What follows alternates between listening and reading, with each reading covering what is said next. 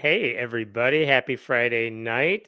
Thanks for joining us if you are doing that. My name is Hemant. You can go to friendlyatheist.com to subscribe to all the stuff that I do. You can also go to patreon.com/Hemant if you want to support the work. I am also here with Den, who is helping out with comment moderation as always. So if you leave a comment or a super chat, he'll make sure I see it in between stories. There are many, many things to talk about. I'm going to get right into it. The first story I wanted to share with you all is something I wanted to do a couple weeks ago, and the video didn't work, but I have it now. In the wake of the election, one of the things that I've been cautiously paying attention to is what all those MAGA televangelists have been saying about the election. Like, is it God's divine gift that Trump won? How is God going to punish those of us who didn't support him? And I heard a very interesting response to that from Kenneth Copeland, the scam evangelist, and arguably the richest televangelist in the country, whose estimated net worth is way too much. But I want to show you a clip of what he said just days after the election occurred, because he had a specific threat to people who did not vote for Donald Trump. And I will let him explain what that is. I saw this in the spirit, literally, Judgment Day. And Jesus stood there and he said, those of you that didn't vote, I put you in that nation and you didn't vote. So you will hear, or you didn't pray and vote like I told you to. You will listen to the names of all the babies that are here and never got any life. And it'll take a while because there's over 65 million of them. But you are going to listen to every one of them, and you are going to be held responsible for their death. Yes. So the punishment, the eternal punishment for those of us who didn't support Donald Trump, is that we have to, I guess, go somewhere and listen to the names of every aborted fetus that ever lived. By the way, I should tell you that after that clip, Kenneth Copeland also celebrated what he called like an impending spiritual awakening. Or maybe he said that right before that clip. He said there would be no more rainbow flags with Trump back in office, and that the spirit of Margaret Sanger is gone too. But I just want to go back to this idea of what he thinks the afterlife is going to be for those of us who didn't support Donald Trump, because none of that makes any sense. For example, I'm curious if Trump-loving Christians have to spend eternity listening to the names of the women who have died because of the Republican Party's abortion bans.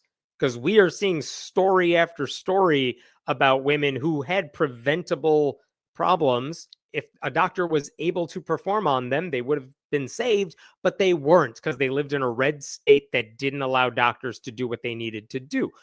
What about the names of the increased number of aborted fetuses that they were personally responsible for because of their cruel, careless policies?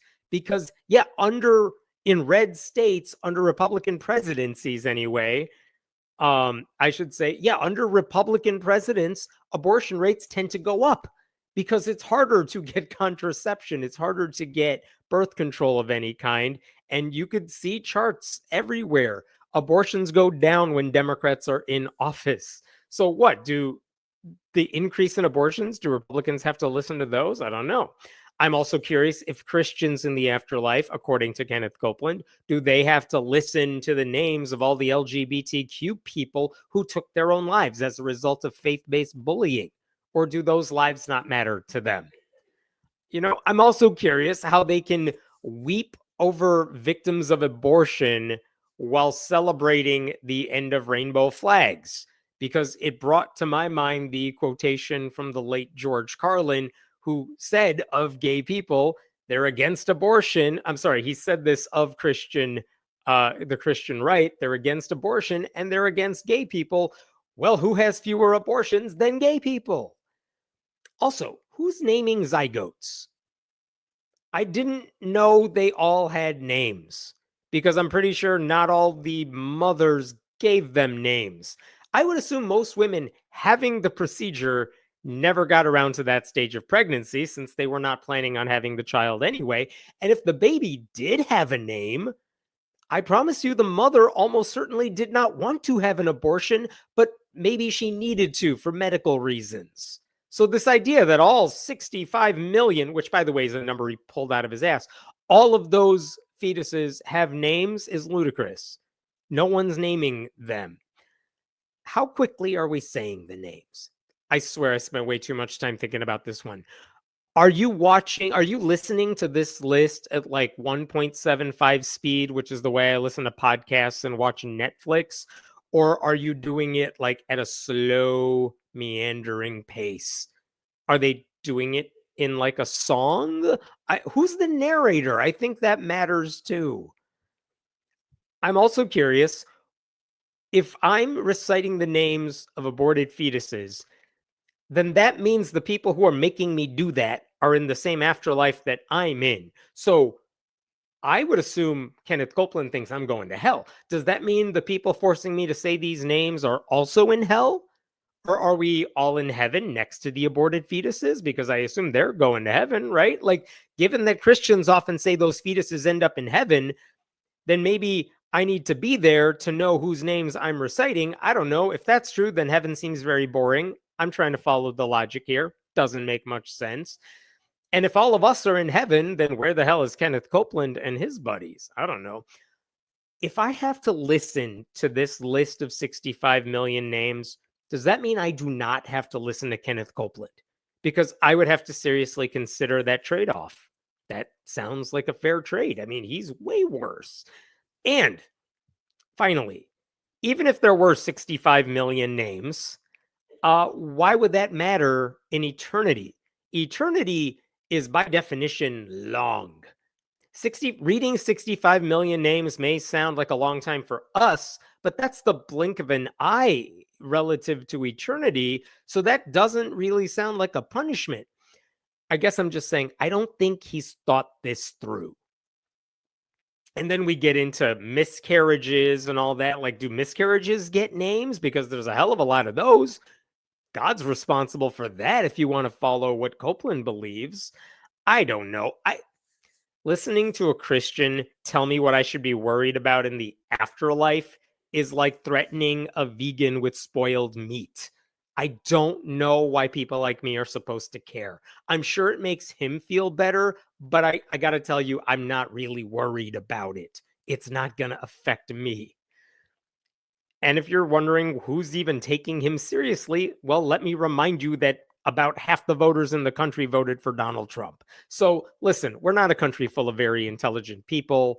This is the same Kenneth Copeland who insisted that his prayers defeated COVID in March of 2020. All right. He's a professional bullshit artist who is only taken seriously by the most gullible Christians in the country. And unfortunately, these are the same people who are now in charge of the government, and they have every desire to seek vengeance against their ideological and theological enemies. So don't underestimate what they can do. They can do a lot of damage. They can make our lives really miserable. But of all the ways they can make my life miserable, making me say 65 million names isn't one of the things on that list. I don't know. The I guess I'm very curious if Kenneth Copeland has to worry about eternity, if he's ever spent much time thinking about eternity. He's 87 years old, but he has said in multiple speeches that God told him he's going to live to the age of 120. So I don't know. Maybe he's not even thinking about what's going to happen in the afterlife. But I don't know. I'm very curious what you all think about that punishment for him. Maybe we can get some comments about that. But that's all I wanted to share. I wonder. I hope that doesn't keep you up late at night. But there you go. That's what you're all doing in the afterlife. What questions do we have here before I move on to the next story? I thought up an all-star roundup. Ooh, the thinking atheist, the friendly atheist, and the daily atheist, all in one stream. I don't know if I know the daily atheist. I know Seth, the thinking atheist, fairly well, but there are so many good creators on YouTube that I really enjoy watching. And I hope you're all subscribed to your favorite ones. If we have too many abortions, then Republicans can't have school shootings. I know. It would be so disappointing to them not to have more victims available for gun violence. I mean, really, we have abortions for their sake. I think that's just math. What else we got here? Isn't Copeland the guy with 5 private planes in his backyard?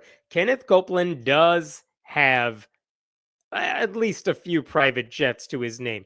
I've listened to way too many of his lectures, his sermons at his various events. This guy does not stop talking about how much he loves flying private planes.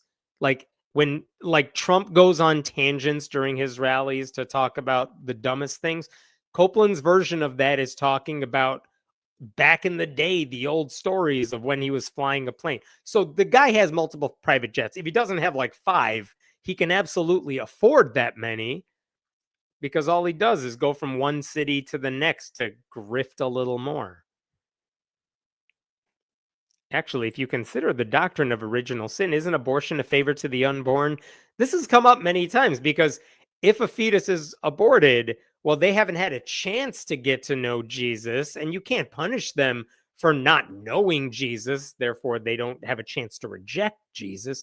So you can't punish them for that. So you just assume they go to heaven. So if you have an abortion, you're really helping the fetus have a great afterlife. And yet, all these Christians, conservative Christians, do not spend a lot of time thanking women who have abortions for the sacrifice they are making for their children. I don't know. If you're trying to find logic in anti-abortion arguments, you're not going to find much. Um, I'm not reading all this out, but 15,666 unborn fetuses. I was imagining more like 99 bottles of beer on the wall. Like you start with 65 million and work your way down, because that would seem a little more excruciating than counting up. How many viewers, listeners until I sing? Oh, dear God. I'm going to spare you. I was in all my high school musicals, but I am not going to sing for you. Love every time my podcast co-host Jessica sings. Don't encourage that. I'm not going to do that for you. All right. I'm going to jump ahead to the next story, which I think if you don't know this one, I think you will enjoy. Give me 1 second to pull this up. Okay. I made a video about this last year, and then there was no update to it until like very recently, and you are going to love this update. So to make sense of it, I got to tell you what happened last year, okay? So last year in the city of Toledo, Iowa, there's a local fire department, relatively rural area, and this atheist was driving on the road. He was passing the fire department, and he noticed there was a nativity scene outside the fire department. You could see it right here. Like it's straight up just Christian. I'll remove myself so you could see the whole thing. It's just a Christian nativity scene. But why the hell is it in front of a fire department? It has no business being in front of a fire department. So the atheist who saw it, his name is Justin Scott. He knows that's not allowed. So basically, he contacted the Freedom from Religion Foundation, and FFRF sent a letter to the city basically saying, you guys, you can't have that up there. The law says very clearly the government cannot promote Christianity like that. If you want to have a nativity scene out front, whether it's a courthouse, city hall, a fire department, you have to have either more than Christianity represented, like you can't just have Christian iconography out there, or you can have an open forum and people can apply to put up their displays, whatever they are. So FFRF sent the city this letter. And to his credit, Justin Scott took a pretty magnanimous approach about this. He said, I don't think there was any ill intent by the city of Toledo. They probably just didn't know there was anything wrong with this. I'll show you from a local newspaper. This is what Justin said to the reporter. The Supreme Court ruled cities can put nativity scenes up as long as there are non-religious symbols sprinkled in there, so it's not so heavy on religion. It doesn't need to come down, but it needs to be improved upon. My goal was not to take it down, which again is a very nice thing for him to say, because I think it should be taken down. But Justin was like, I'm not asking for that. I just want them to play by the rules. So what did the city do? What did the fire department do? They actually modified their display a little bit. They ended up changing it up. There's the original nativity right there. But then if you go, they added that to the display last year. It's Santa, it's a reindeer. Those things are not inherently Christian, they're secular. Is that enough to make the whole thing a secular display? I would argue that's still all a promotion of Christianity, but it kind of did the trick, right? It's not just Christianity being promoted anymore. But this is what happened last year. It was a silly, stupid thing. Not really a controversy. No one was trying to get the fire department in trouble. They fixed it up to some extent, and then everyone forgot about it, right? No, because that wasn't the story. The story for me was what a local pastor decided to say about that whole incident last year. The pastor's name is Adam Todd, and he runs a place called Solid Rock Bible Church. So on Christmas Eve last year, Adam Todd was so mad at this atheist, Justin Scott, for what he did. And he claimed that this modified display was part of a long-term agenda by atheists to just destroy Jesus. So I'm going to play for you a clip from last year's sermon of Adam Todd. Specifically, this goes for a while. It's a couple minutes, and I play a few different clips. But just listen to how insane this gets. I'm going to bring it up later in the sermon. I'll bring it up right now. You know the coward that wanted to take the nativity down here at the fire station. When they asked him for a comment, I never intended for nobody to take it down. BS. That's what that is. A liar. I never intended for them to have to take it down. Sure you did. You just wanted to cause problems. But you're going to act like it was a noble. You never meant no harm. Sure you did. You act noble, but you have evil in your hearts. And out of town, evil man sticks his nose somewhere it had no place, just to demean Christ. He doesn't care about Santa. He just wants Santa to be up there to make a mockery of the nativity, to demean it. So he can go around saying, it's just two imaginary fairy tales now. That's why he's around. He sees it as a victory because he can put an imaginary creature, Santa, beside our nativity. And in his mind, he's won because he's just demeaned and defaced our nativity. Next year, I told my family, by next year, we need to have us something that would fit in, same style, to go with our nativity. We ought to have over here, lurking in the shadows, King Herod with a knife, looking to kill baby Jesus, and then tell everybody that's the representation for atheists. That way we're all inclusive, we represent everybody. And we can represent atheists by having King Herod over here. We can represent Satanists by having King Herod over here trying to stab little baby Jesus, because that's all that's going on. I mean, I'm dead serious. We ought to do that. King Herod has a place in every nativity, and he represents the atheists and the cowards and the Satanists, because all they're trying to do is kill Christ. There you go. That describes all of you, apparently. By the way, chef's kiss to his atheist voice, which he's perfected over time. Like, really? All right. But that's the true spirit of Christmas right there, right? He said a nativity needs to have a depiction of King Herod trying to kill Jesus, which represents all of us who just wanted government officials to follow the law. I don't know. It's weird. I should just point out here, if you're not familiar with the King Herod story, basically King Herod wanted to kill baby Jesus, could not find baby Jesus because Mary and Joseph left the area. So instead of going after Jesus, King Herod just killed all kids under the age of 2 in Bethlehem, hoping he would capture Jesus along the way. But Jesus avoided his wrath. So I'm not really sure why you think having Herod there would make a big difference. I would also point out that if you have baby Herod, if you have King Herod in the display, that actually wouldn't satisfy atheists either, because adding a character in Christian fiction to an entire display full of Christian fiction still makes it Christian fiction. And I don't think this guy understands that. So anyway, that's what happened last year. So now I have an update for you. Are you ready for this? As far as I can tell, there is not a nativity scene in front of the fire department this year, but Adam Todd, that pastor you just saw, has a nativity scene out in front of his church, and that's fine. That is legal, but I want to show you what he posted on social media about all this because it is funny. Here's what he posted on Facebook. Are you ready for this? Bible verse. Okay, he says at the top, you may notice a new member in our nativity this year. We're pleased to announce we are representing atheists this year. The atheists want to be included in the nativities and Bible readings in Toledo. Side note, no, we aren't. No, we don't. We don't want any part of this.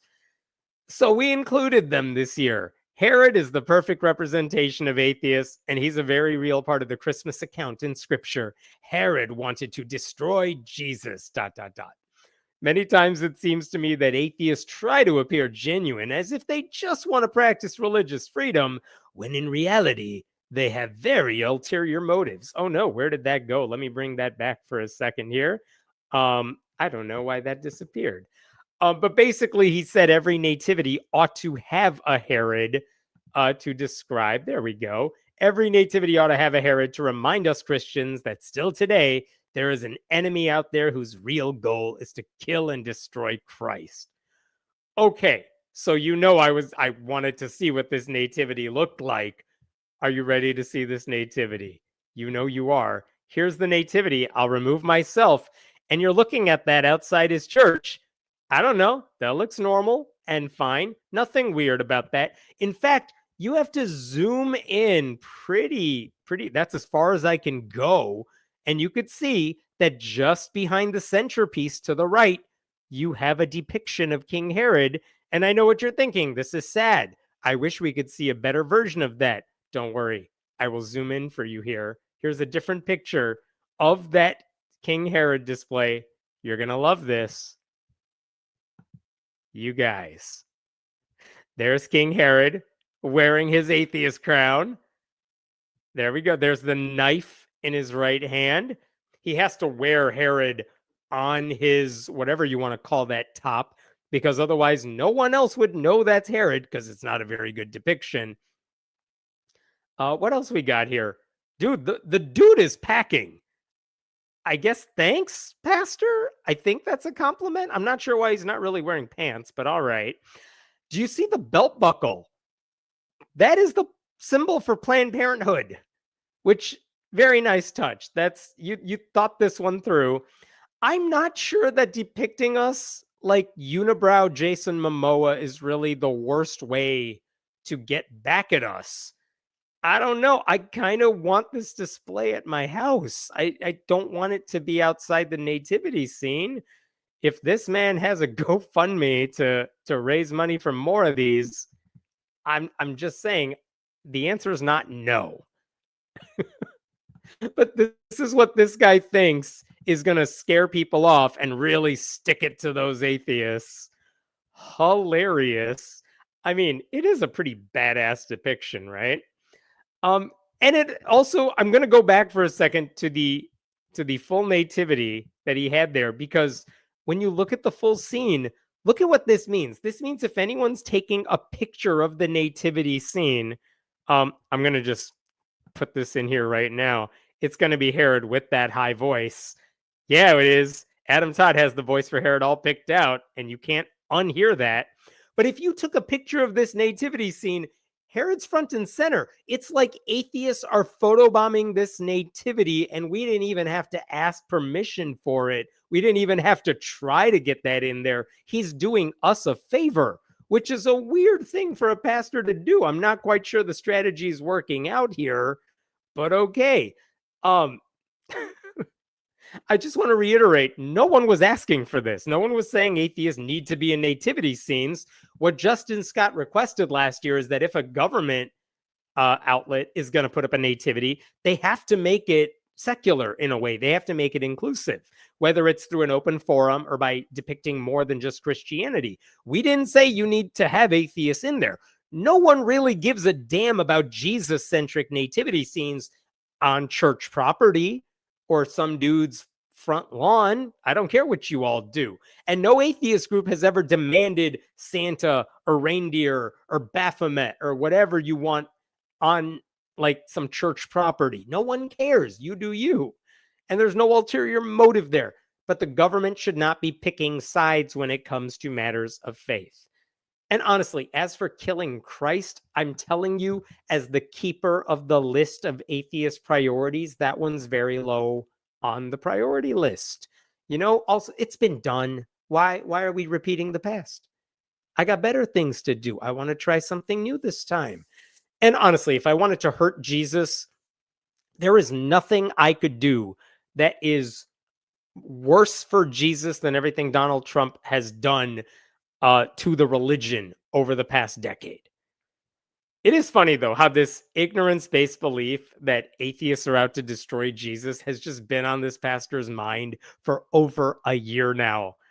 Justin Scott actually wrote on Facebook, "Looks like I've lived rent-free in Pastor Todd's head the past year." Which is true, because I hadn't even thought about it for nearly a year now. I did ask that atheist, Justin Scott, what he thought of the Herod display. And what he told me, I think, is worth hearing. He told me he is surprised that this pastor thinks atheists are going to be offended. Imagine, this is Justin speaking, imagine if he had spent the time creating the display, helping at a local food bank, or making a real difference in the community, instead of focusing on a group of Americans who have every right to participate in our secular government, which Pastor Todd may have forgotten is guided by a godless constitution. So it's amazing how the war on Christmas is raging, and we didn't even do anything this time. So I thought you would get a kick out of the Herod display seen outside a Toledo, Ohio church near you, I guess. But honestly, if anyone's selling that Herod display, I would buy a couple. All right, what questions we got there while I pull up the next story? Oh, thank you for that donation. Alan, glad to have you here. Thanks for tuning in.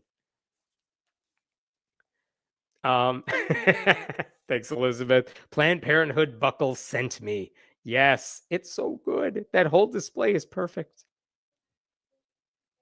King Herod wasn't even an atheist. If anything, he was either Hebrew or believed in the Roman pantheon. Thank you for pointing that out, Spencer. That's right. If you wanted to depict an atheist, there are plenty of atheists I would not like to see up there. Honestly, if you put up a cardboard display of like Richard Dawkins as if that guy represented me, I would be more upset by that than this depiction of Herod Momoa, whatever you want to call him. Isn't the point of the nativity scenes to represent figures who were present in the story at birth? Adding Herod is some wild fan fiction. That is true, though I got to tell you something about the entire nativity story. That is nothing but fan fiction. It's just really popular fan fiction. It's the twilight, if you will, of the biblical era. Or is the 50 Shades of Grey of the biblical era. Sorry, I get all my fictions mixed up. The fact that he put this in his display and it looks like this is a win for atheists. No kidding. Inadvertently building us up to be badass. I love it. No one asked for it, but we all needed Momoa unibrow falsetto Herod. Yes. Every year. If all of you need that in your front lawns, go make your own. People will understand, apparently, because this pastor thinks everyone's going to see that and get it. Just have Jesus and Herod. It's all you need. Why are atheists the one accused of wanting to kill Jesus when God needed to torture him to death? Thank you for pointing that out, Steve. Very true. We're not the ones that crucified the guy. We're the ones that stood in the back saying this isn't happening right now. We're not the bad guys. All right. Go sign up at the newsletter. I'm going to pull up this next story here. One moment. I'm sorry to have to remove the tab that has Momoa Herod. Okay. Okay. Here's an interesting story out of West Virginia. There is a pagan group that was rejected from a Christmas parade, and the whole parade appears to be sponsored by the city of Parkersburg, West Virginia. And if that is the case, that would be an act of anti-discrimination that would violate the law. So I want to tell you what took place here because it's just developing even as I'm making this video. Basically, the Parkersburg Christmas parade is taking place on Saturday, December 7th in the afternoon. And if you go on the city's website, there is a link to the application you could fill out if you want to participate in the parade. The theme there is the spirit of Christmas. And by and large, it's just give us some biographical information so we can contact you, describe your float so we can describe it for the people watching the parade. We can do it from the megaphone, whatever, nothing weird about that. They also want to know what type of float is this? Is it for your business? Is it just a personal one? Are you part of a motorcycle group, an antique car, whatever? All that's fine. They tell you to submit it by November 26th. All that's good. And then this is interesting, and I think it's worth pointing this out.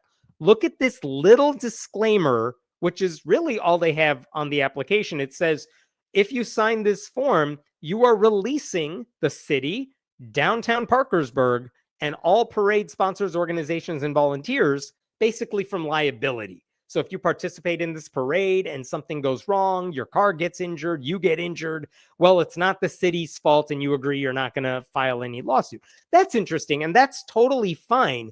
But it suggests that the city wants to protect itself because it has something to do with the parade. You with me on this? The city is part of this. They're promoting this on their website. The liability absolves them of any wrongdoing. So keep that in mind. So the reason and by the way, I want to show you this too. On the city's website, I'm at the city of Parkersburg's website. You could see right there, it's listed on the website as an upcoming event, December 7th, Christmas parade. Okay, fine. So all that's there. So what happened in this situation? Oh, one thing I did want to point out, if you want to participate in the parade, I actually really like this. They said there's no fee to participate. You just have to donate 15 non-perishable items to local food pantries. That's lovely. That sounds great. So you didn't see anything about religion in there. It's not a Christian parade, as far as I can tell. It's a Christmas parade. It's meant to be inclusive. So one of the groups that applied is called the Appalachian Pagan Ministry. Okay, and here's their website, the Appalachian Pagan Ministry.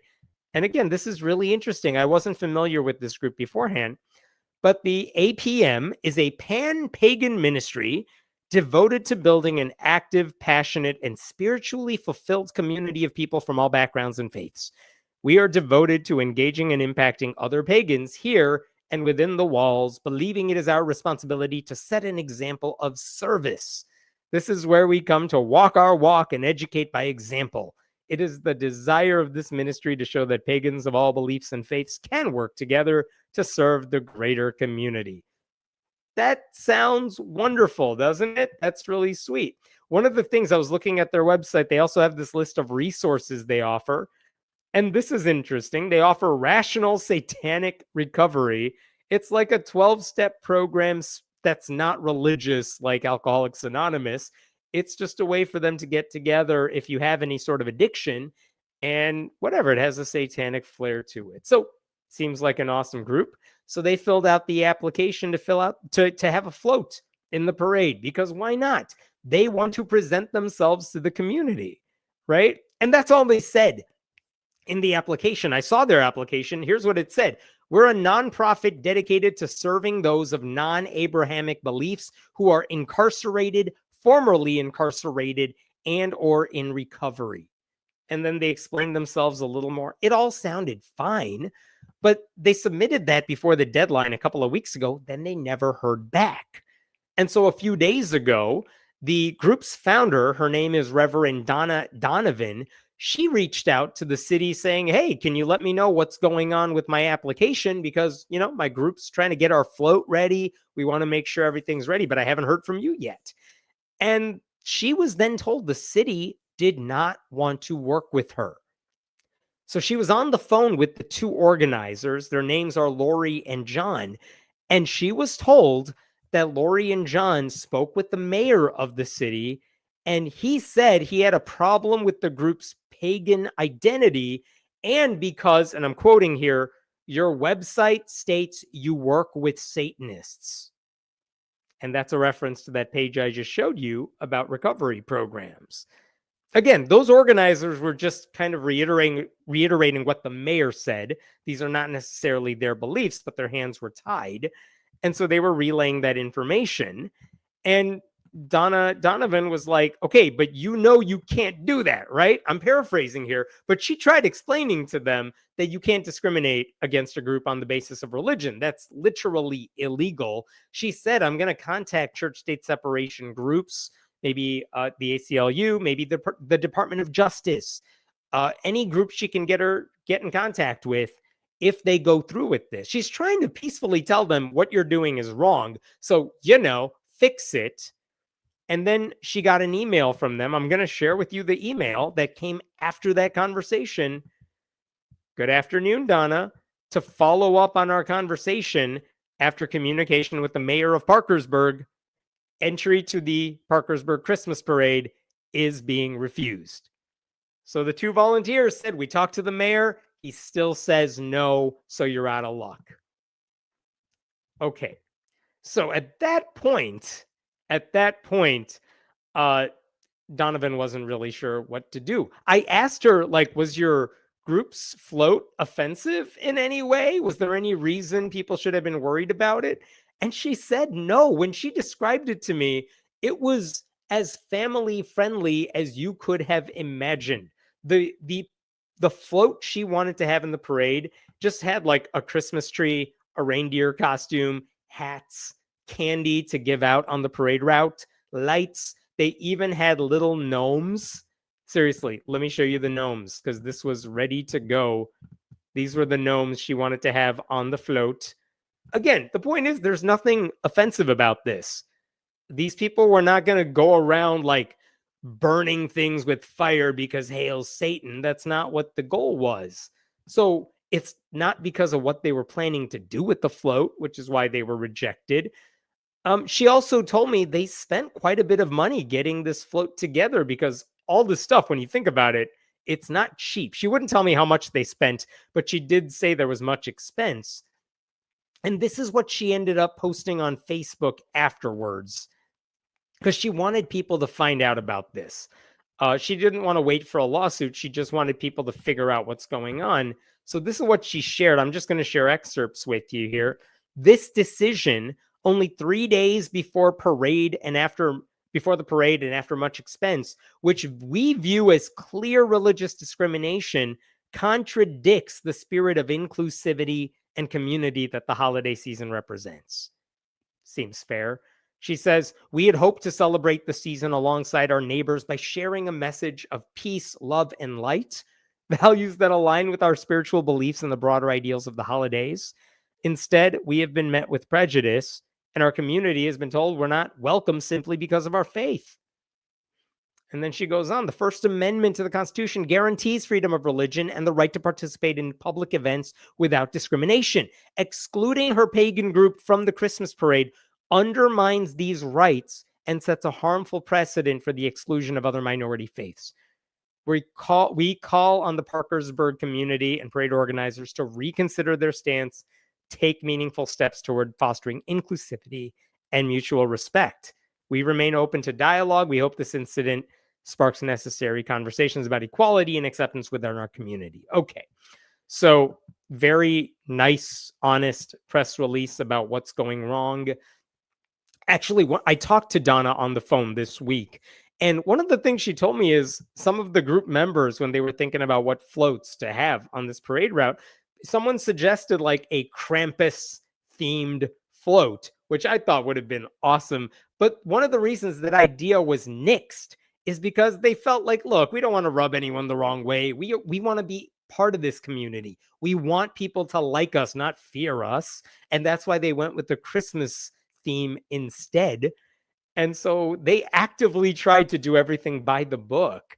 So I will tell you, no lawsuit has been filed yet, but she has talked to a lot of groups that do church state separation issues. I asked her if there was anything other people could do to help. And she just said, we need elected officials to understand constitutional law. But in addition to that, besides just voting a certain way, she urged people to become active in their communities by volunteering, feeding the hungry, helping the unhoused. And that is what her group is planning to do in the weeks ahead, regardless of what happens in the parade. And she also told me people hate what they fear, and fear is based on ignorance. The only way to eradicate hate is to educate. So she's a much nicer person than I am. I wanted to show you two really quick things, though. One is that back in October, when the city first announced this parade, this was an interesting Facebook post they made, because I was trying to figure out, well, who's sponsoring this? Is it a city-sponsored parade? And it's not explicitly mentioned anywhere.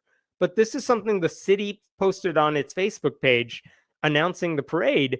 As a reminder, the parade is not organized by the city. So we're working closely with the organizer to disseminate information on our website and have that available soon. But if it's not organized by the city, why is there that disclaimer on the application? Why is the city sponsoring the parade on its website? Like, you can't have it both ways here. Pick a lane. And then this is also interesting. Just a couple weeks ago, the downtown Parkersburg Facebook page posted about the parade as well. And they said, we do not oversee the parade. This is overseen by Lori, one of those volunteers. She has taken on this task for over 20 years, and she does a great job. If you have any questions about the parade, reach out to her. And by the way, they posted this like right after the pagan group sent in their application. So I don't know what's going on there. I don't know who's responsible for this parade, but the mayor clearly has something to do with it. I will tell you, the mayor has not responded. I reached out to him. He didn't respond to me, but he hasn't posted anything publicly about it. And when I reached out to Lori, that organizer, to ask her, hey, what's up with the discrimination? Her only response to me was that I should contact the mayor, because she didn't want to talk to me about it either, which is shady. But that's where we're at right now. This parade is happening as I make this video on Friday night. The parade is happening tomorrow. Right now, the pagan group is not going to be involved in it. And the city has no good reason for why they should not be part of it. So if there's a lawsuit coming, I mean, it's going to happen after tomorrow. So we'll see. All right, I'm going to stop there for now. Take any questions. Then we'll move on to the next story. Christianity is not under attack. It's under scrutiny. Ridicule is not an attack. That is true. And I don't know if you're talking about the last story or this one, but either way, it is true. Like, I am not trying to destroy Christianity, or that's not my first priority. Like, I want religious freedom and inclusivity, and that means a neutral playing field by the government. The government should not be taking sides in this battle. But as you were seeing in this story, the city seems to really like Christian stuff, and non-Christian groups are out of luck. And that's where the city cannot be doing that. It's not religious persecution, it's religious equality. And they don't want that either. That's absolutely what appears to be the case. I'm very curious if the mayor, his name is Tom Joyce, I am very curious if he has spoken to the lawyer, to any attorney representing the city about this. And I don't know if the lawyer has said anything to him. I don't know if the lawyer told him to shut his mouth, or if the lawyer said, don't talk about this to anybody, just pretend like it never happened. Or if the lawyer told him, yeah, you're absolutely doing something illegal here, so you better hope this all just blows over real quickly.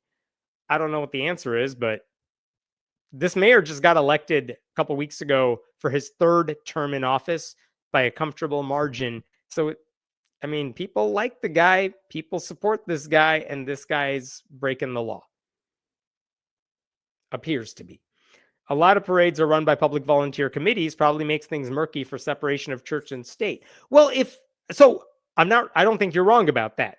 But then let's find out if it's just public volunteers, because that's what the various posts point to. They seem to say, no, it's just a couple of volunteers running the show. If that's the case, okay, but then why is the city promoting it? Why are they putting the application on the city's website? Because again, this is where it's not murky at all. If it's just volunteers and it's a privately run parade, then the city should just have no business promoting it. It's not what a city is supposed to do. But the second they promote it, they're responsible for what happens or doesn't happen there.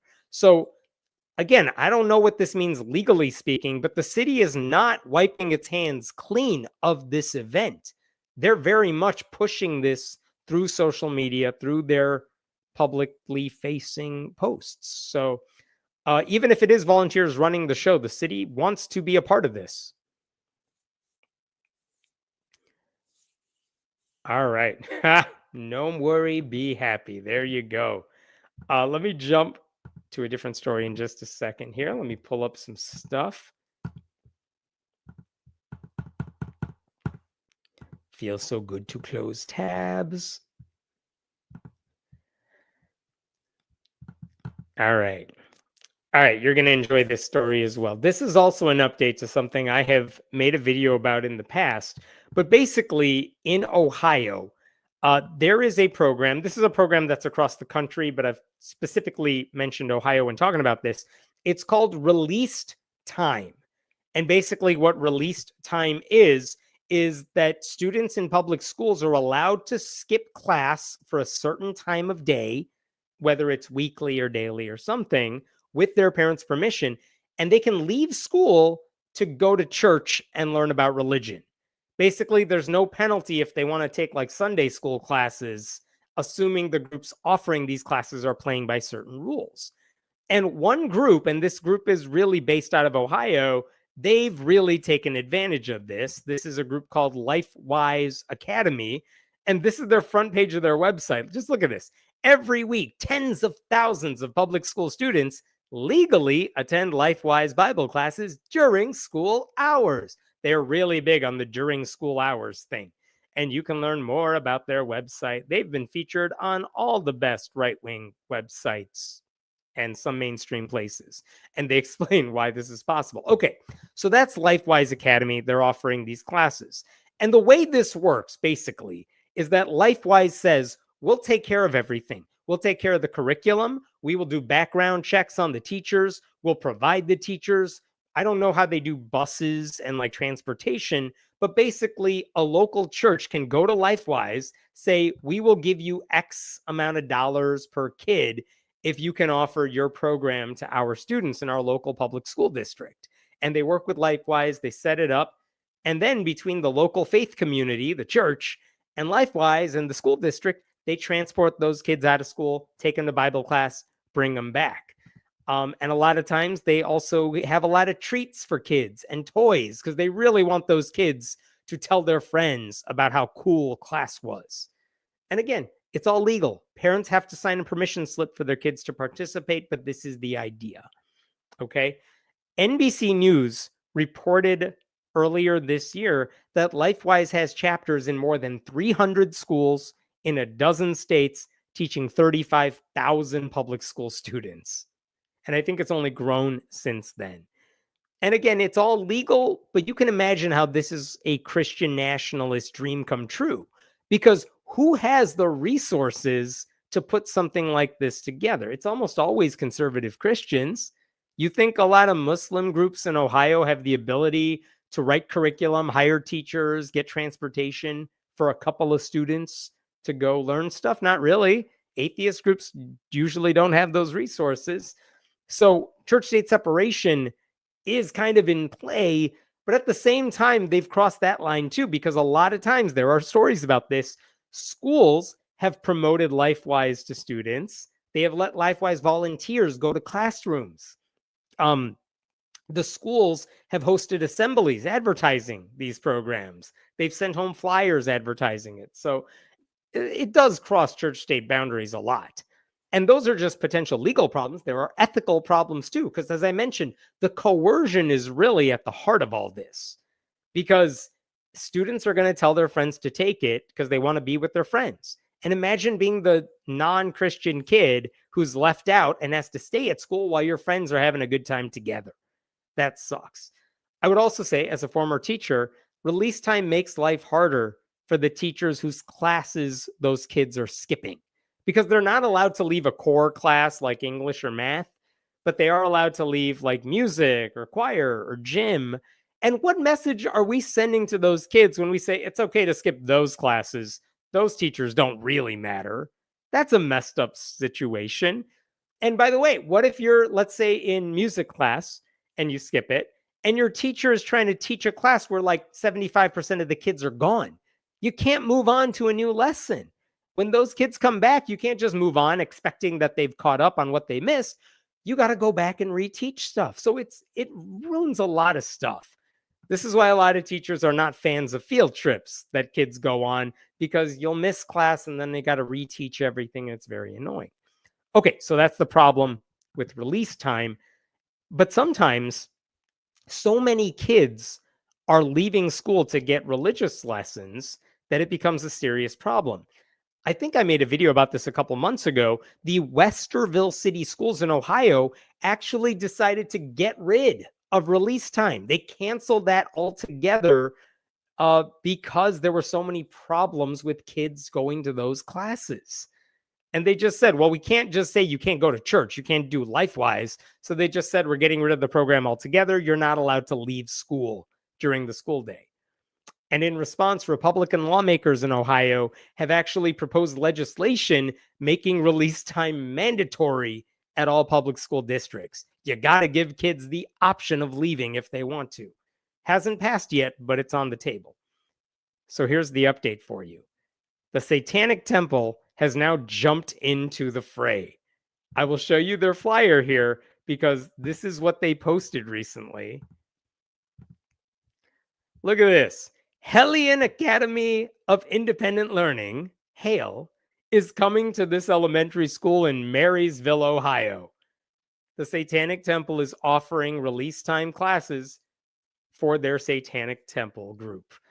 HAIL is a self-directed education program that meets during school hours, and it's sponsored by the Satanic Temple and the Reason Alliance, which is also part of the Satanic Temple. What are they going to do in these classes? Let's find out. Let's find out what evil things they're going to do. Self-directed learning, good works in the community, compassion and empathy, problem-solving skills, creative expression, critical thinking, inspirational guest speakers. That sounds amazing. And they say if you want to sign your kid up, you can just visit the website and sign them up. So this is what the Satanic Temple is offering. All right, sounds fascinating. Why are they doing it at this particular elementary school? It's because LifeWise works in that school district. That's the only reason they're targeting this particular place. Now, some parents are already freaking out about this. I looked at one local news channel's coverage of this story on Facebook. They posted a link to it, and I was reading the comments. Check out what some people have posted. This is one. Horrible. I would fight that with all I have. Fight what exactly? Learning about compassion? Does that make this dude mad? I don't know. This was also a good one from a rando. This is precisely why we should officially be a Christian nation, because other people are trying to do what Christian groups are doing. Like utterly thoughtless things to say in all these cases. One local channel actually spoke to a parent, and I found this amusing. If I can fix, there we go. Check out what this parent said. At first, I thought it was a joke, said this woman, a Marysville parent with 3 kids in the district. She said she does not support religious instruction affiliated with schools. Honestly, I would prefer that it be separated. I don't think that either one has any business being in school. I would like to be the one in charge of knowing exactly what my kids are being taught. It's like she accidentally admitted what the Satanic Temple wanted her to admit all along, which is you should keep these separated. Like, who cares if you think it's a joke? It's happening. And she's like, I don't know if I like this. So maybe the solution should be we get rid of both. And later in this article, check this out. Parents like that one said, whoa, there's this, and I don't want the audio. Sorry, I'm going to mute that. Parents like Dill said the satanic symbols give her and possibly children the wrong impression of what is being taught. Keep in mind that the people coming in for these groups and organizations, whether it be LifeWise or this Hale Academy, they're not being fully vetted by the school. So she's right about that. They're not. These are independent organizations doing their own thing, but the school is allowing kids to leave campus to go do it. And if you don't like that, the only option you have is to shut down the entire program. And I go back to, why are people so mad about what's being taught? Because if you go to the permission form that the Satanic Temple put out, again, look at what they say. Look at what they're going to do. Nature activities, arts and crafts. You're going to learn all this stuff. Personal sovereignty, compassion, benevolence, empathy. Which of those things do these Christians not want kids to learn? And why don't you want kids to learn that, right? And the amazing thing about all this is that, you know who really understands why you should keep the Satanic Temple there? It's the dude who runs LifeWise. Check out what he said to a local media outlet. LifeWise Academy CEO Joel Penton told the outlet, LifeWise isn't fearful of other organizations offering released time religious instruction. We believe all families should have the opportunity to choose religious study during school hours, and we trust parents to make the best choice for their children. And that is a fine thing for him to say, because think about this. If people don't like the satanic group, the only option they have is to shut down everything altogether. And this dude does not want that to happen. So he's done the math, I assume. He's like, well, my group has like hundreds and hundreds of schools and buttloads of money, and their group has one tiny satanic group and probably a handful of kids at best. So why don't I, as CEO of LifeWise, just let it slide and pretend it's not a big deal, and that's fine. And honestly, I think that's the right thing for him to do in this situation. That's what he should be doing, not making a big deal about it. And we'll see what happens, because the only way this is going to become an issue is if this becomes a news story and more parents complain about it to the school board, and the school board decides we don't want to deal with this, so we're going to shut down released time entirely. Another person who doesn't seem to get this is one of the sponsors of that Ohio bill to mandate released time. His name is Gary Click. He's a Republican in Ohio. This is what he said. Bill sponsor Gary Click told the Columbus Dispatch that he believed the Satanic Temple was attempting to scare legislators away from adopting the bill. I'm not sure there's going to be a lot of parents out there saying, yes, send my kids to Satan. I really just don't think that's going to be a reality. It's more of a publicity stunt. Who cares, buddy? Doesn't matter, because parents are going to take this. First of all, they're not sending their kids to Satan. The Satanic Temple doesn't believe in a literal Satan. You're confusing that with Christians. But in any case, this dude is like, I think they're trying to scare legislators by teaching things like benevolence and empathy and compassion. They don't want us to have release time everywhere. Dude, if you pass the bill, you can have release time everywhere, but you're going to see more non-Christian groups participate. This guy just doesn't seem to get what they're doing. He said one other thing that I thought accidentally gave away the game here. Check this out. Later in the article, Click also said he doubted many parents will provide consent to their children for this kind of religious release instruction. Most parents really would rather see their kids doing good, healthy things rather than satanic things. So I really am extremely skeptical. Again, look at the dichotomy there. I think parents want their kids to do good, healthy things, not satanic things. What are the satanic things they're doing?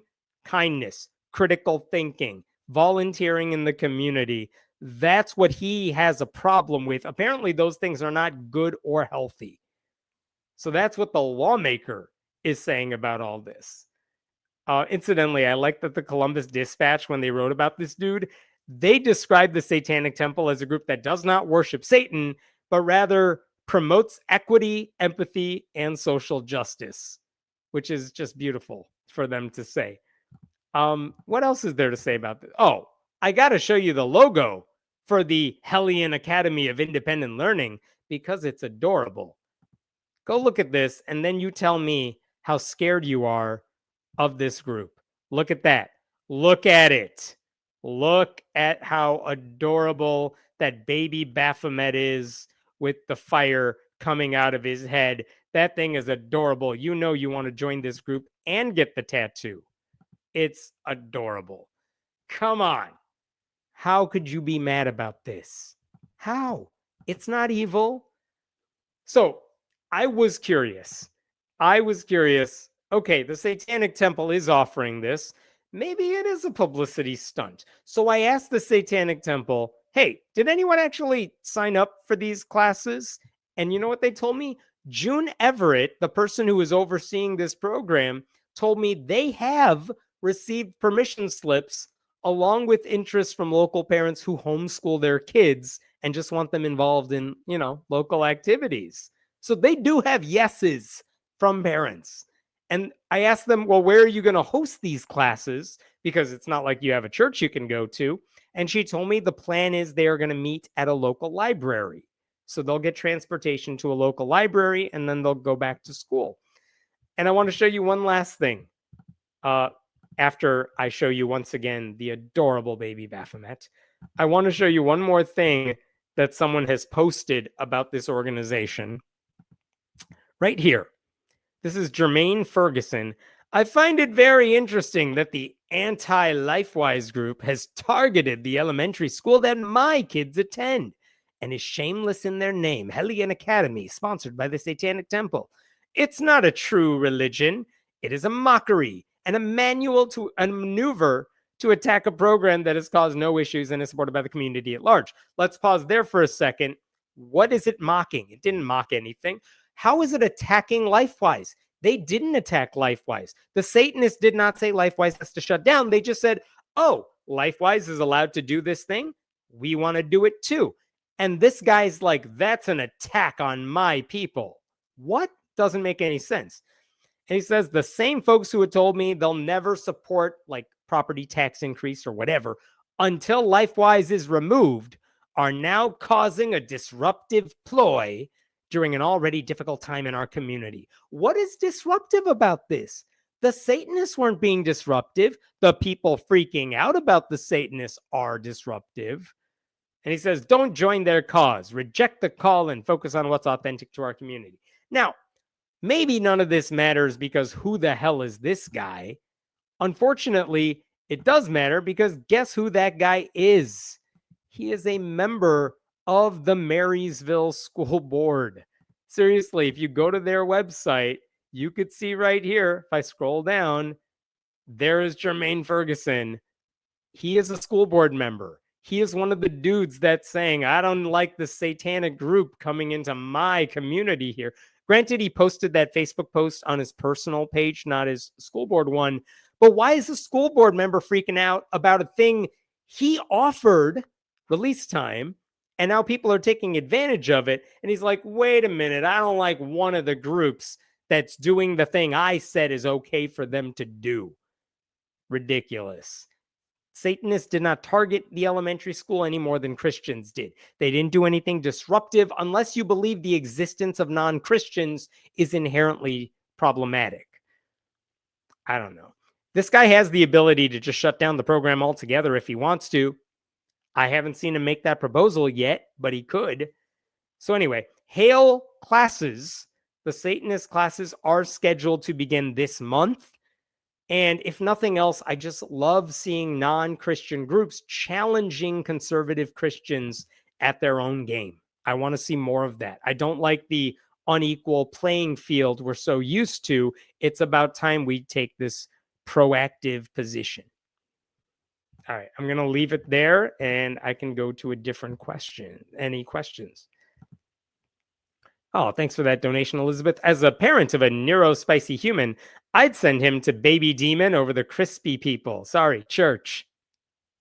Is that a reference to hell? The crispy? I like that. But yeah, I mean, look, even if you're a progressive Christian, I would think you would see what the Satanists are offering. You would say, all right, it's not really Satan. This actually sounds kind of nice. I'll get over the name. And I can imagine a lot of parents, once they get past the superficiality of it, are like, this actually sounds like a great program. So I hope more parents participate here. The Satanic Temple is so much better at naming things than the Christian groups. Very true. It's like when Campus Crusade for Christ is like, we should change our name. The one we have now is pretty violent. Let's call ourselves Crew, because the part of the name we want to keep is Crusade. Like, yeah, they're not good at naming things. And also, the Satanic Temple is just so much better at branding and marketing. And come on, look at it. Look at it.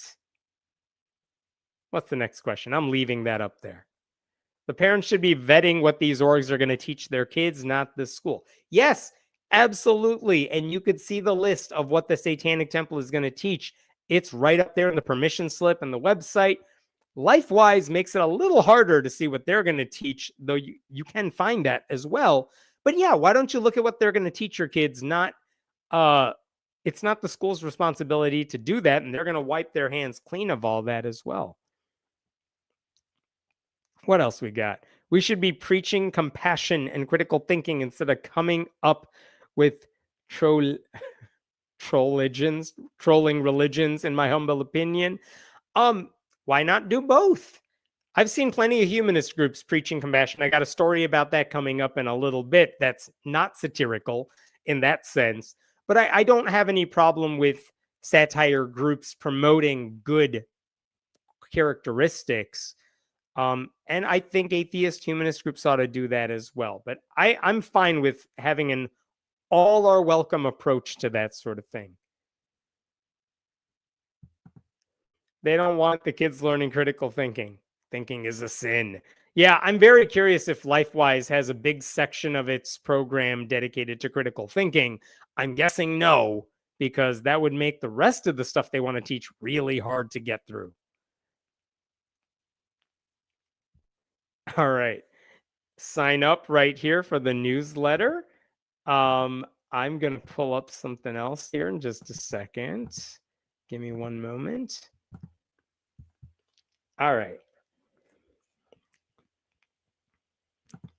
I want to talk to you about this dude right here. His name is Josh Shriver. He is a state representative from Michigan.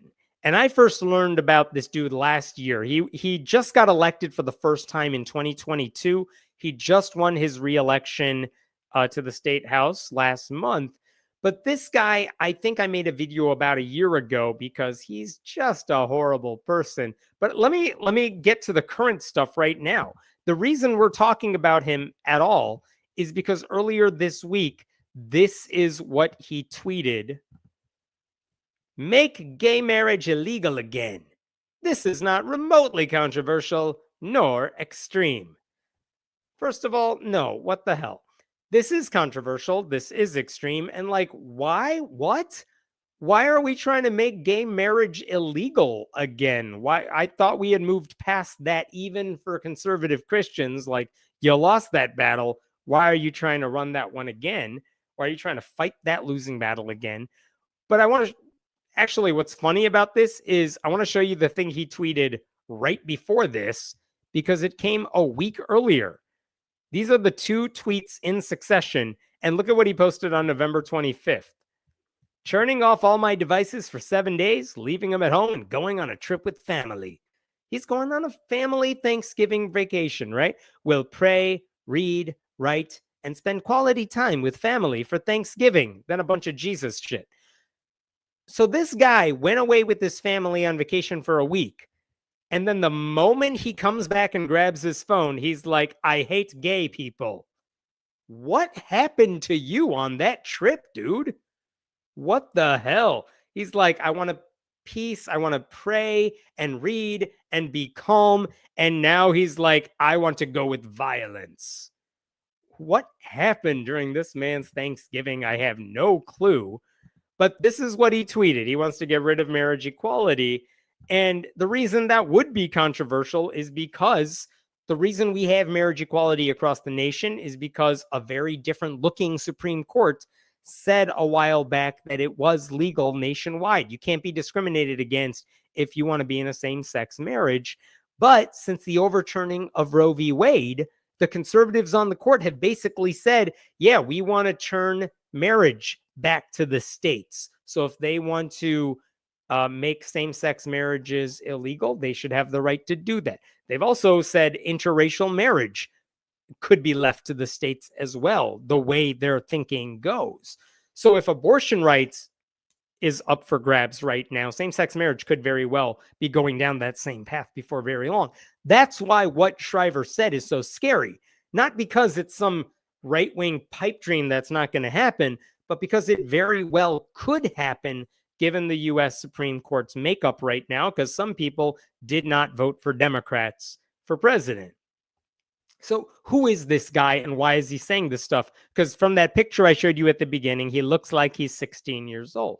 Well, ever since this guy got into office just a couple of years ago, he's been trouble. I should also tell you, actually, before I move on, Democrats had a trifecta in Michigan. They could pass pretty much anything they wanted for a couple of years. Well, this last month in November, when Trump won the state, Republicans in the state House also managed to flip that house. So Democrats no longer have a trifecta. Gretchen Whitmer is still the governor. Democrats still control the Senate. Republicans control the House. And what that means is, let's say Josh Shriver proposed a ban on marriage equality or some version of that. Let's say the Supreme Court tossed it back to the states. This guy could actually get a bill through the state House, in theory, even if Michigan doesn't take it up, though, because the rest of them are Democrats, doesn't mean this doesn't have potential traction down the road. That's what's scary about this. So who the hell is this guy to begin with? Well, the reason I talked about him a year ago is because last year outside the state capitol, they had a nativity scene in Michigan. And because they had a nativity scene, it was an open forum. Other groups could put up their displays as well.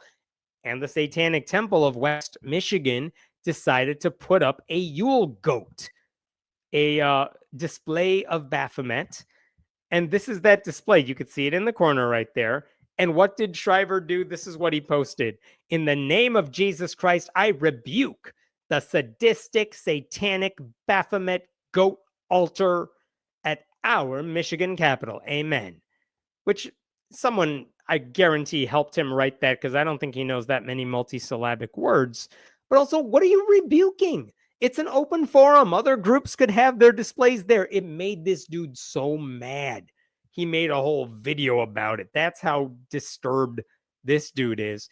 He was also one of 7 lawmakers, state lawmakers, who signed a letter calling on the Michigan Capitol Commission to get rid of the satanic display, claiming it contradicted the foundational principles of our nation and was a public display of evil. I don't know what was evil about it. They didn't say. They just didn't like it. And they also seem to think the commission could pick and choose which religious groups it promoted instead of all of them, which is not how it works. I think this guy knew a letter wasn't going to rile up his base, because that would require reading. So he made that video in front of the display saying that that display promoted Satan, who lies, steals, kills, and destroys. And then he posted that tweet. And again, I find it ridiculous when right-wing Republicans are like, I don't like people who promote lying and stealing, when these people are all in the hands of Donald Trump and fully support him. Like, the hypocrisy is so obvious. He actually went even further. When he made that video, he then went on a right-wing podcast and he said he was going to introduce a bill that would revoke the nonprofit status of groups like the Satanic Temple. Actually, he said the Church of Satan, which has nothing to do with this whole story. But he said, I'm going to selectively remove their nonprofit status, which he's not allowed to do. So I don't know what that's all about either. But as far as I can tell, he never introduced that bill. Maybe because someone told him, yeah, you can't do that. It's illegal. And he's like, oh, I didn't know that. I don't know how to do my job. This is who this dude is. And I haven't even gotten into the fact that this guy is a follower of the white nationalist Nick Fuentes.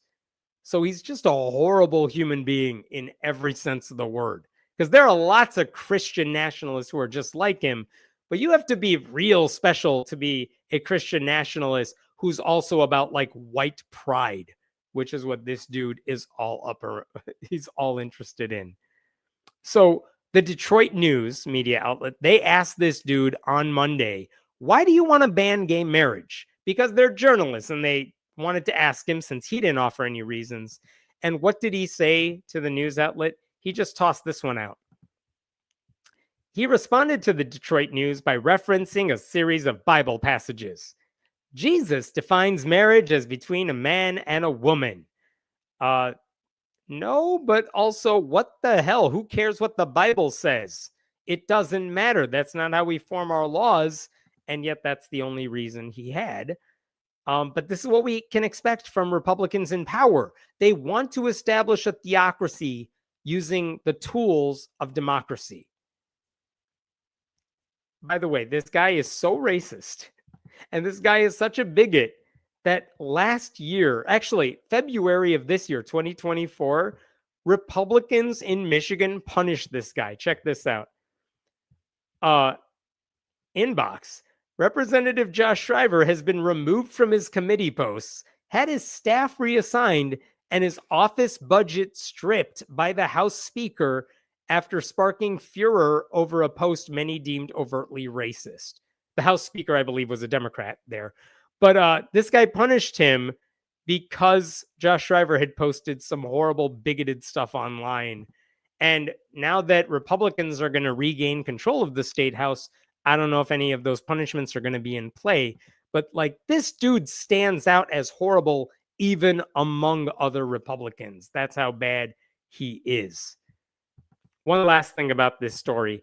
After he posted "Make Gay Marriage Illegal Again," one of the people who responded to him was Dana Nessel, who's the Attorney General for the state. And she happens to be in a same-sex marriage. And she wrote, "Please explain how dissolving my marriage, or that of the hundreds of thousands of other same-sex couples living in America, provides a benefit to your constituents or anyone else. You're not interested in helping Michiganders. You only want to hurt those you hate. Shame on you." Which is absolutely true, but this is how the Republican Party works. They're not in it to improve your lives. They're in it because they hate the people you think you hate, and they're just going to use government as a weapon to get back at everybody, even if it makes all of our lives worse. It's like the entire ethos that guides the party right now. It's not what can we do to make your life better. It's who can we hurt given the power that we have. I don't get it with this guy either, because he makes clear that he speaks on God's behalf, that he's quoting the Bible with everything he says. Like, go work at a church. It's Michigan. There is no shortage of churches you can work for. But instead, he decided to run for a job meant to represent the people of all faiths and no faith. And now he's using it to advance his faith and all the harm that comes with it. So that's where we're at with this guy. Just a nasty human being and politician. What questions we have here? So that's what SCOTUS wants to do. But like, what kind of a case will be presented that would be grounds for overturning Obergefell? Kim Davis, remember that Kentucky clerk who didn't want to sign her name on a marriage certificate because she's like, I'm Christian, I don't like your marriage. And basically the court said, well, marriage equality is the law of the land and you have a job to do. So someone's got to sign the certificate. I won't get into the whole Kim Davis story, but they are literally appealing that case to the Supreme Court. That case isn't over. Kim Davis isn't gone yet. So yeah, if you have a Christian official who says we don't want to acknowledge same-sex marriage because the Constitution or the Judeo-Christian tradition of our country or whatever BS they pull says that marriage is between a man and a woman, actually they would say biological man and biological woman, and probably not anything about being related, because they're okay with that. They could say, hey, SCOTUS, don't force us to acknowledge the legality of these marriages. So it's not hard to conceive of a test case that Clarence Thomas and Alito and their conservative allies would go along with. This is the political theater his constituents surely elected him for. I believe that to some extent. I believe some of the people voting like it. That's why Marjorie Taylor Greene gets elected. That's why Lauren Boebert gets elected. But I think by and large, there are a lot of people, as we learned, if not earlier, we learned this past election, there are a lot of people who just have no freaking clue what these people are doing. They don't pay attention to any news. I know you're inundated with news. I follow it constantly, like inject it in my veins. It's all I ingest every day. But a lot of people pay no attention to it. And so if someone comes around like Trump and says, I'll fix everything, don't worry, you hate the way things are now? Well, that's Joe Biden's fault and I'll fix it. And they're like, yeah, all right, fine. And they have no clue what's going to happen if he gets elected. I think there are way more people like that than we want to imagine. And those idiots vote. And I mean, I want to call them idiots. I can, because I'm not an elected official. I'm not trying to get their votes. But like, if you're that ignorant, it is very hard to talk sense into why one party is better for you than anyone else, right? Because these people all vote for the people who are going to make everything they don't like even worse. And they don't realize it because they don't read, they don't watch the news, they don't pay attention. They're not surrounded by people who follow the news. To their credit, they're probably busy and they're working and they have other things on their mind, but they vote for the party that's going to do more harm to them. So did his constituents vote for this? They didn't think about it enough not to vote for it. They might have just seen a Republican's name on the ballot and went for it. But again, this is the problem. We got to convince these people that voting for dudes like Shriver is bad for them long term. All right. What's sad is that these rather hateful, bigoted individuals genuinely believe they're the good people. Every villain is the hero of their own story. Man, amen to that. It's so true. This guy thinks he's fighting like a powerful fight. I follow some very right-wing groups locally and like in my state, and they do the same thing. Like they spread the bigotry, they retweet misinformation, and you can tell they genuinely believe that they are doing the Lord's work and they're doing something that is courageous and brave, when all the rest of us are like, no, you are the problem. You're the reason things are bad. And there's no sense in trying to talk to them because now they have a reputation to maintain. Now they have a whole organization that relies on them being ignorant and spreading bullshit. And so I never waste my time trying to debate those people or talk sense into them. I'm going down the line. Like maybe there are people who are curious. Maybe they stumble upon a video like this. I have a better chance of convincing them to think the way I'm thinking. I'm not going to waste my time debating like someone whose living depends on them saying the wrong things. That's a waste of my time, I think. It's a paradox in where the most evil amongst us believe themselves to be the most righteous. It's almost like the Dunning-Kruger effect of morality. Well said. I don't have anything to add to that. All right. Turn on the notifications. I got a couple more stories for you here. Let me give you a good one. You deserve a nice story for once. Let me pull it up here. Get rid of tabs. My tabs have gone from I can't see what the tabs are to I can see words on the tabs. So you know that's a good sign. All right, here we go. So a couple of weeks ago, I got wind of a story, and the story involved the American Humanist Association, and I found out they were going to launch a campaign involving the war on Christmas. And I will admit, the first time I heard that story, I'm like, really? We're doing that again? We're doing the war on Christmas stuff? Because obviously, atheists never waged any sort of war on Christmas. But when you put up billboards mocking Christianity or talking about how atheists know what's good for everyone this time of year, you're kind of poking at Christmas. And right-wing media outlets are like, these atheists are waging a war on Christmas, whatever that means. So I wasn't a fan. I'm like, I don't like the sound of this. And then I saw what the American Humanist Association was actually doing. Okay, and I'm going to show you specifically the website they created to launch their themed War on Christmas activities. Because this time it's not about them attacking Christmas or Christianity. They're specifically going after one guy who they say has ruined Christmas for a lot of people. And this is the website. It's actually called Ron's War on Christmas.com. And you can see here, they're saying, let's stop Ron DeSantis's war on Christmas. And you could see from this website, Ron DeSantis is making the holidays harder for Florida families to afford. How is he doing this? They're specific. He has rejected federal funding to help low-income families afford groceries. That is true. He's rejected a lot of federal money because he thinks it'll make poor people dependent on the government. He has kicked tens of thousands of Florida children off their health insurance from like Medicaid, I believe is what they were talking about. But yeah, he's kicked kids off their health insurance, and he's playing politics with federal hurricane funding because getting money from the government to mitigate hurricane damage involves like accepting the risk of climate change, which he denies. So in all these ways, Ron DeSantis has made life significantly worse for families in Florida.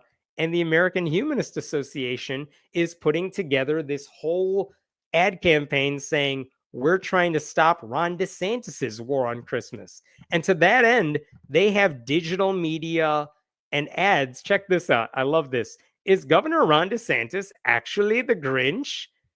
And then they explain the stuff I just explained to you. Learn more facts and ways you can ensure Florida children have a brighter holiday by visiting the website. Kind of, honestly, that color looks better on him than usual. There's also this ad, sitting here thinking about all the Florida families who can't afford the holidays because of Governor Ron DeSantis' policies, and help the AHA stop Ron's war on Christmas. And look at this. This is wonderful. We are organizing a massive gift drive to provide toys, books, and everyday essentials to Florida families in need. So it's not just poking a finger at Ron DeSantis. The American Humanist Association is saying, we want to make Christmas better for these families, so we're actually going to take donations to help them out. And actually, if you go to their website, the ronswaronchristmas.com, 100% of donations to that website, after you take away credit card fees, it goes towards toys, books, other essentials that low-income families need. And they actually said in their website, we don't care what holiday people celebrate. What we do care about are humanist values, taking care of those in need, treating people fairly, recognizing the dignity of every person. And we want to help people celebrate all year round by providing the gift of community and generosity. So that is an awesome, awesome campaign.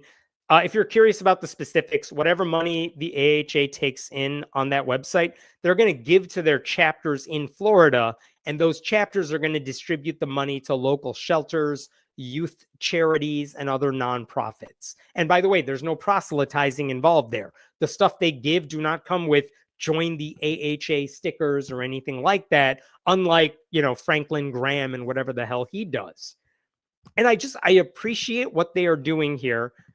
They said they're going to have digital ads on Facebook and the like, the ones I showed you. They're also going to put advertising in the Tallahassee Democrat, which is the newspaper in Ron DeSantis's hometown. So will he see it? Will he take the bait? Will he complain about it? I don't know, but that is part of the goal here. But I will say, I like this campaign a lot more than the ones I saw over a decade ago by American Atheists.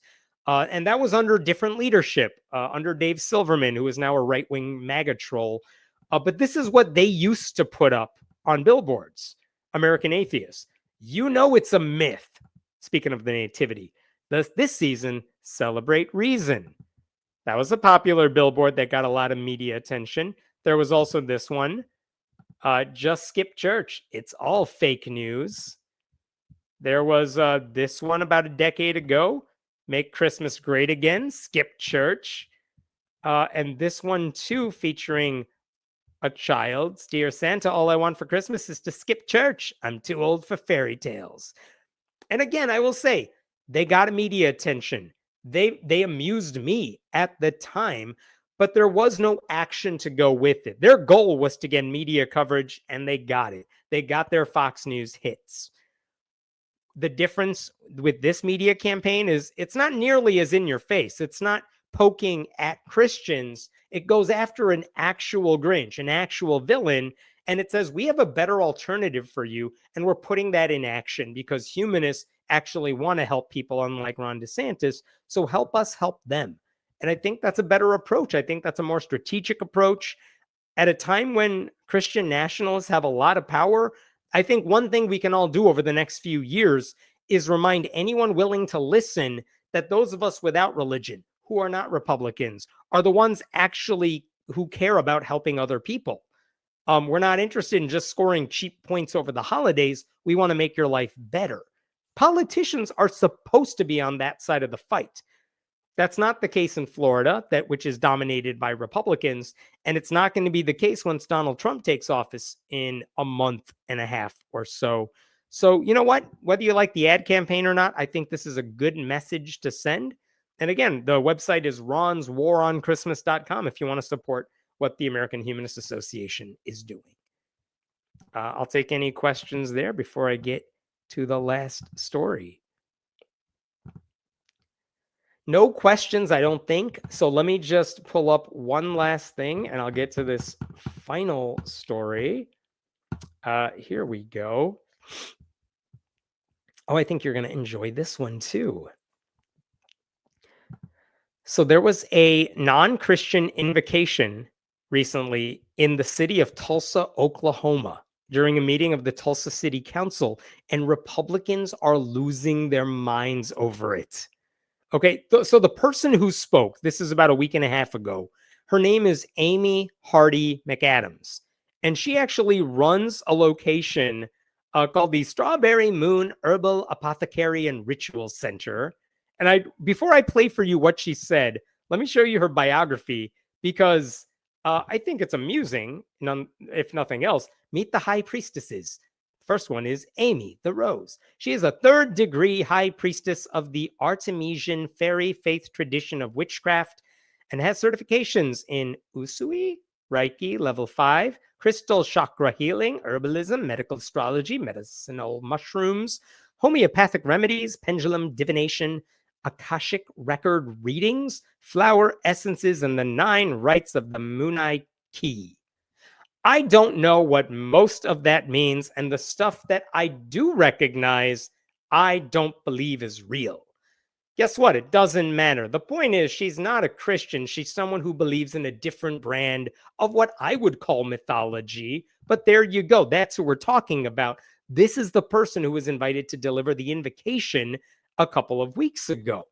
And like Christians do all the time, she used the opportunity to speak a little bit about her faith, but she also urged local leaders to look out for the oppressed and the abused, and to go after injustice, and to be champions for all in this city. It was an uplifting, inspiring message. The only difference is, instead of citing Jesus in her speech, she referenced Medusa and the Gorgon goddess and the Awen.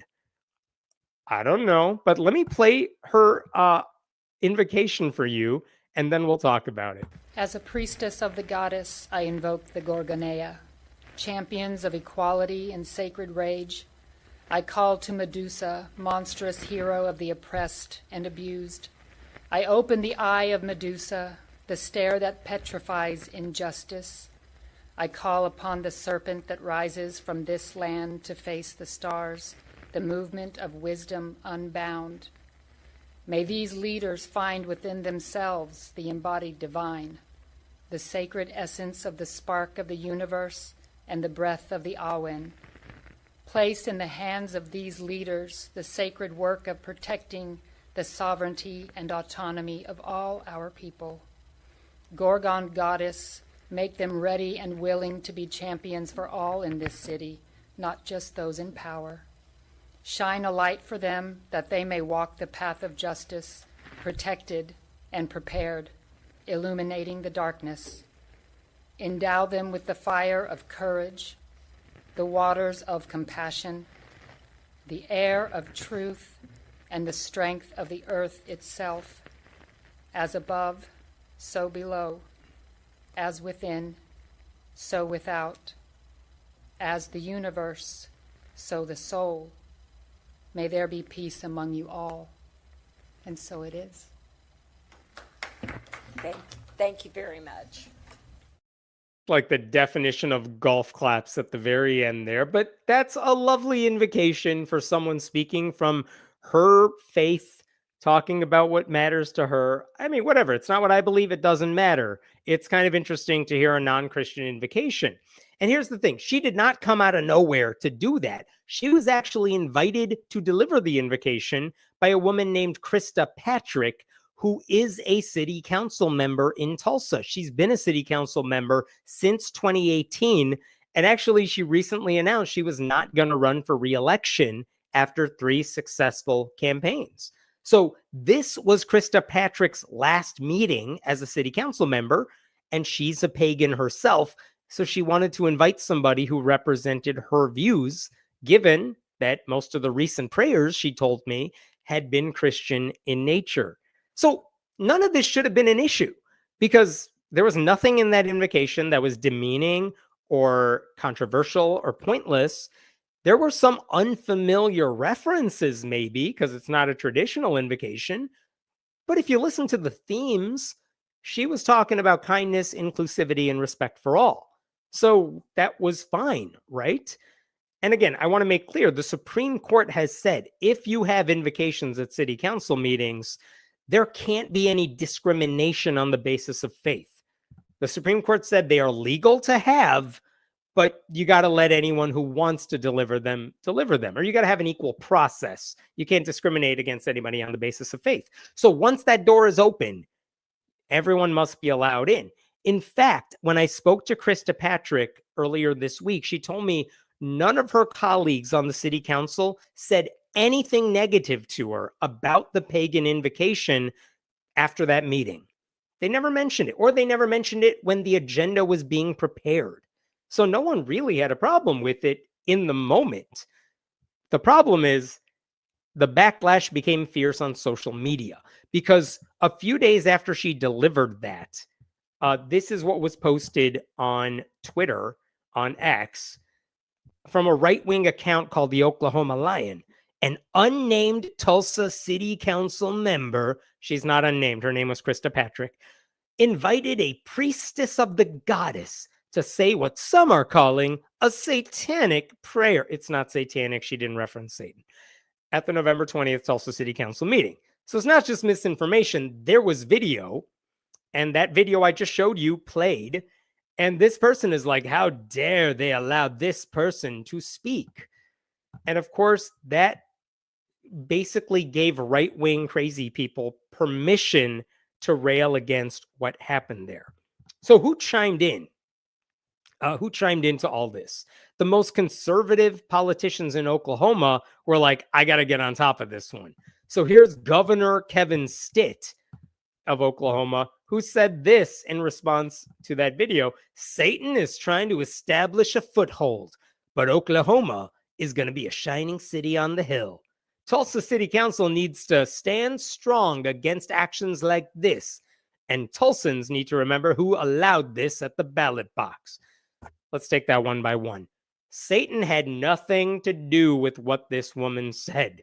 Wasn't a part of her invocation. She isn't a Satanist. I think these people just think anyone who's not Christian is satanic. What the hell?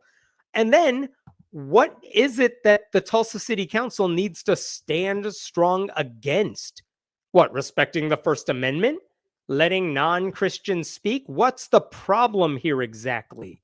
And as for, who allowed this so that you can vote against them at the ballot box. You know who allowed this? I don't know, the founding fathers, whoever wrote the Constitution. It's literally everyone who served in office and took an oath on the Constitution. And in a different world, you would think that includes Kevin Stitt himself, who took an oath to uphold the Constitution. But he apparently wants to punish via the ballot box everyone who decides that they don't want to face a lawsuit by discriminating against a pagan speaker. He wants this whole Tulsa City Council to be punished for allowing this person to speak. None of that's legal, but again, this is Kevin Stitt. He's not known for being one of the smarter governors. And of course, I am talking about Oklahoma, so you know who had to weigh in on this. I'll give you a second. Of course, it's Ryan Walters, the superintendent of public instruction. You know he was upset about this. He chimed in, "Satanic prayers are welcome in hell, but not in Oklahoma."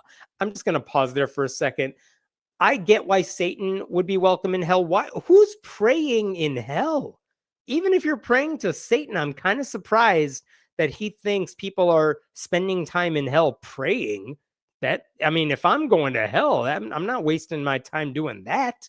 That's what I would do to pretend to get into heaven now. And I'm not doing that either. He goes on, "Satanism is not a religion." Whatever. "Tulsa should immediately move to ensure this never happens again, and the person who allowed it should be held accountable." First of all, the person who allowed it is already not running for re-election, so it doesn't matter.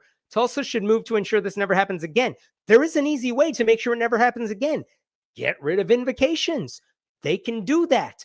They are not planning to get rid of them, but that is what they could do to get rid of it. What they can't do, which is the thing that Ryan Walters wants them to do, is to stop non-Christians from speaking. That they cannot do. And also, Satanism is not a religion. I don't know what Satanism has to do with what this woman said, but also the Satanic Temple, to name one group, is recognized as a religion by like the IRS for legal reasons. So what the hell is he talking about? Someone else who chimed in on all of this was Attorney General of Oklahoma, Gentner Drummond. And I was surprised he weighed in on this because he's actually, despite being a Republican in Oklahoma, he's actually been something of a champion for church-state separation. He's the guy, remember Ryan Walters wanted a Catholic taxpayer-funded charter school, and Ryan Walters like pushed it through. And then Gentner Drummond, the Attorney General, was like, yeah, you can't do that. And it went to the Oklahoma Supreme Court, and the Attorney General argued on the side of church-state separation. So I was like, why is Gentner Drummond chiming in here? But here's what he said. If Governor Stitt and Ryan Walters get their way, this priestess of the goddess could have her own religious school funded by your tax dollars. I'm fighting to protect our religious liberty by ensuring our tax dollars do not fund this kind of sacrilege. It's like, is this really the ally I need to have here? Instead of saying she has every right to speak because non-Christians have a right to give invocations too, he's like, that's right, I don't like her either. But if you let those two idiots get their way, she could have her own taxpayer-funded religious school, and you don't want that, do you? Let's throw her under the bus because she's the bad woman in all this. Like, why are you doing that, dude? Why are you calling it sacrilege, what she said? You're not helping. You're appeasing nobody with this sort of tweet. So I don't know what the hell he was thinking. I mean, I guess an Oklahoma Republican is just gonna Oklahoma Republican, but like, what are you doing? It's like the right message, but the worst possible way to deliver it. Telling people to oppose taxpayer-funded religious schools because, I don't know, Muslims or Hindus might take advantage of it.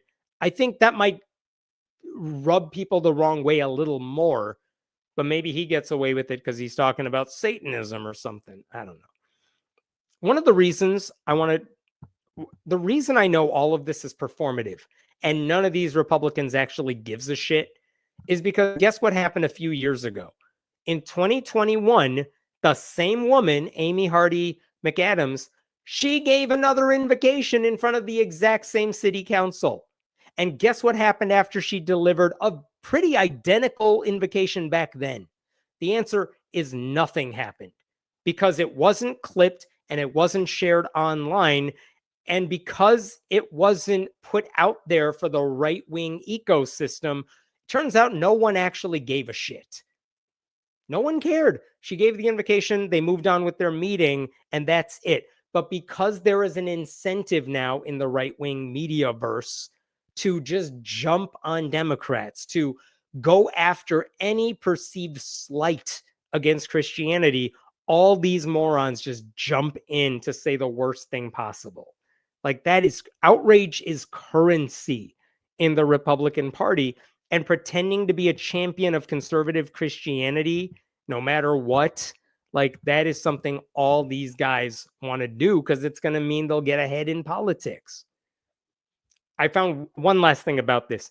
In response to the invocation, I found a Facebook message where someone posted about this, where they were demanding Krista Patrick, the city councilwoman, that she be removed from the city council. They said she should be kicked off there.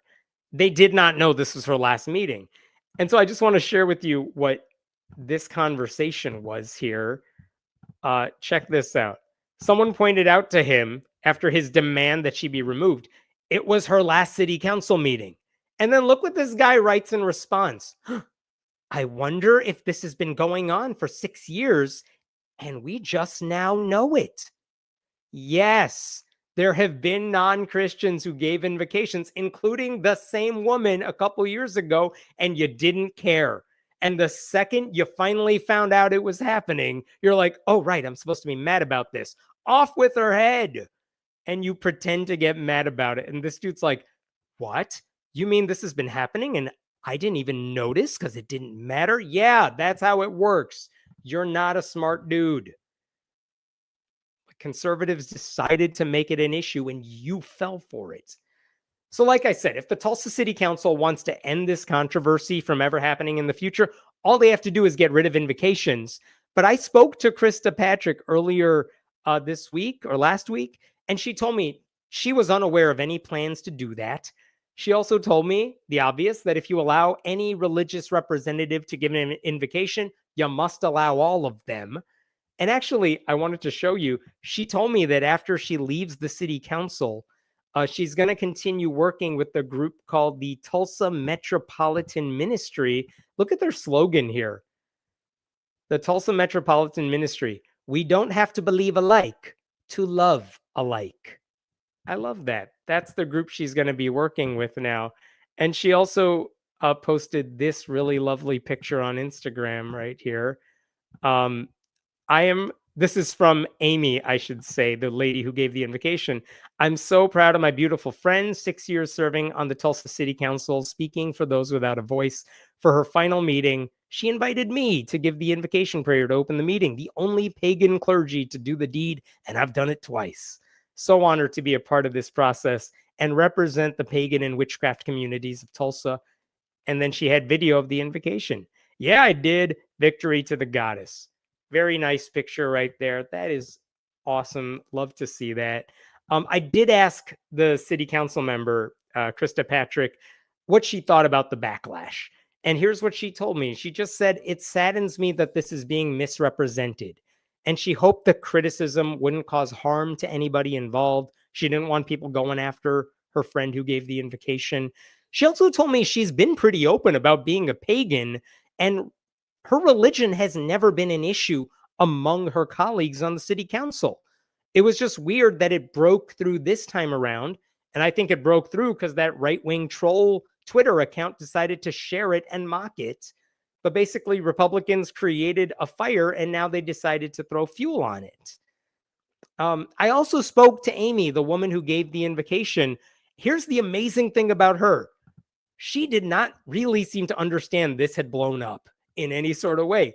She's not perpetually online like the rest of us. And she didn't even know there was backlash at all until a friend of hers pointed it out and was like, hey, did you know people are talking about you online? She actually said to me, I didn't even know there was video of the invocation. So part of the reason she didn't know this is because her name was never mentioned in the tweets. Like the people posting about it didn't mention her name.